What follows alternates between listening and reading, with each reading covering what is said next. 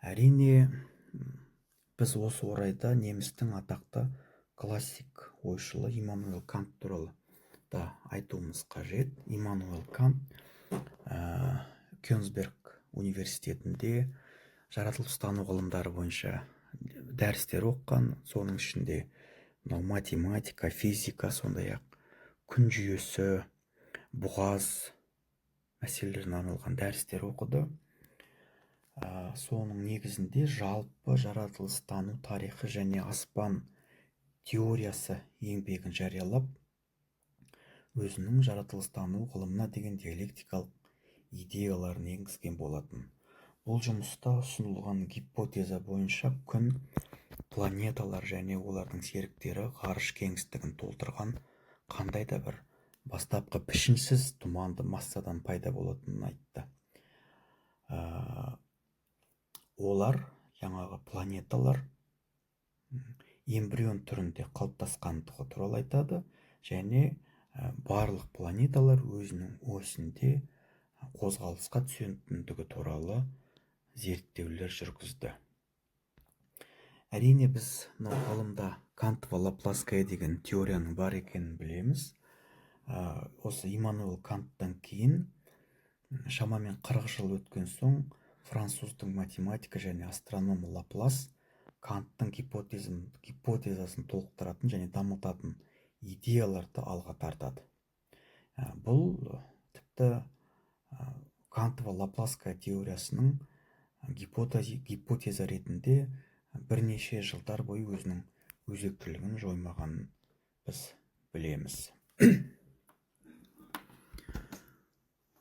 17-19 ғасырларда дүниенің механикалық, математикалық картинасы деп аталатын ғылыми бейнесі картинасы себеп салдар детерминациясының, яғни натуралистік ілімдердің, универсалилердің, геометрияның, сондай-ақ редукционизмнің іргелі принциптеріне сүйенген болатын. Яғни осы принциптерге сүйене отырып, 17-19 ғасырларда дүниенің, жалпы бүкіл әлемнің механикалық, математикалық картинасын біз қалыптастырған болатынбыз. Қазіргі заманда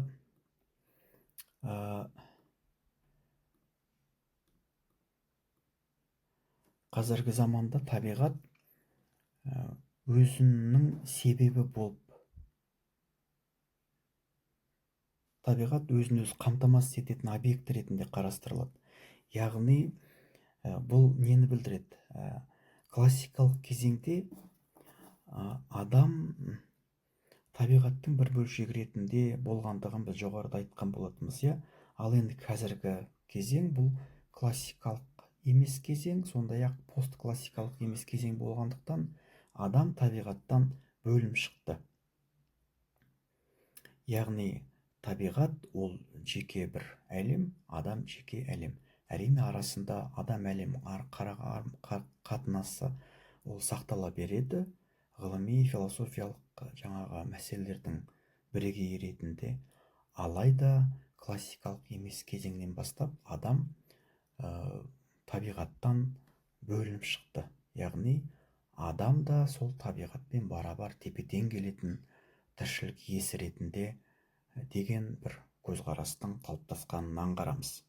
Яғни, қазіргі заманда табиғат өзін өзі қамтамасыз ететін объект ретінде қарастырылса, ол өзінің себебі болып табылады.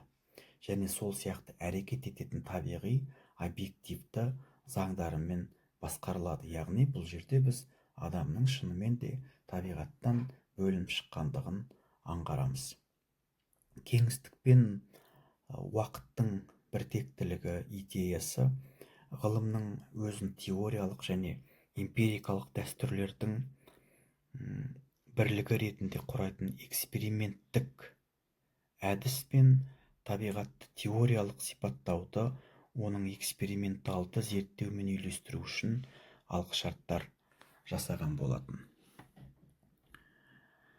Біз бүгінгі дәрісімізді қорытындай келе, жалпы ғылым тарихындағы классикалық даму кезеңіндегі негізгі мәселелерді анықтаған болатынбыз. Соның ішінде мынау үлкен ірі тұлғаларды, әлемдік жалпы адамзаттық деңгейдегі ғылыми жаңалықтардың ашылуы, соның ішінде нақты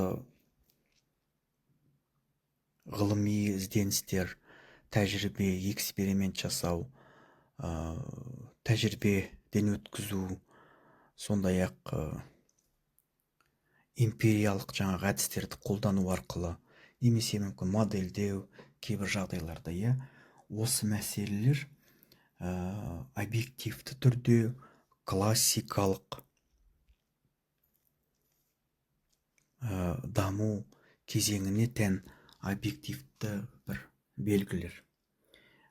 Осы орайда біз Николай Кузанскийдің, Николай Коперникпен жаңағы Галилейдің ғылыми ізденістеріне әсер еткендігін анықтадық.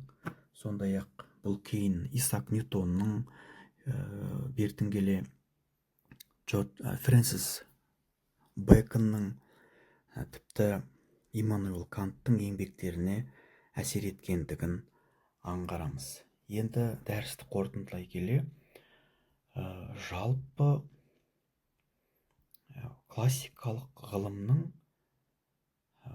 қандай ерекшеліктері бар екенін біз қорытындыласақ, классикалық ғылымды танымдық және сол танымдық іс-әрекеттің сипаттары призмасы арқылы қарастыруға бағыттайтын классикалық ғылымның гносеологиялық талдауы, оның негізгі қазіргі еуропалық ғылым құрылысының барлық құрамдас бөліктеріне бірегей түрде тән эксперимент екенін тануға себеп болды. Яғни барлық ғылымдардың ақиқат білімнің, шынайы білімнің қалыптасуы, оның анықталуы, оның факт ретінде табылуы, мойындалуы тек экспериментке сүйенетінін аңғаруға болады.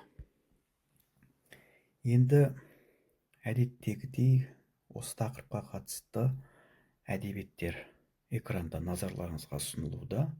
Бұл біріншіден Гүлжихан Жұмабайқызы Нұрышеваның философия еңбегі, сондай-ақ Хасанов, Петрованың история и философия науки еңбегі. Әрине, бұл тұрғыда Карл Поппердің логика и рост научного знания еңбегінде атап өткен дұрыс. Сондай-ақ Крянева, Матаринойтың редакциялығымен басқарылған история и философия науки еңбегі. Келесі дәрісте, келесі тақырыпта кездескенше сәттілік, жаңа ғылыми бір біліми жетістіктер, бастамалар тілейміз. Назарларыңызға рахмет. Сау саламатта болыңыздар.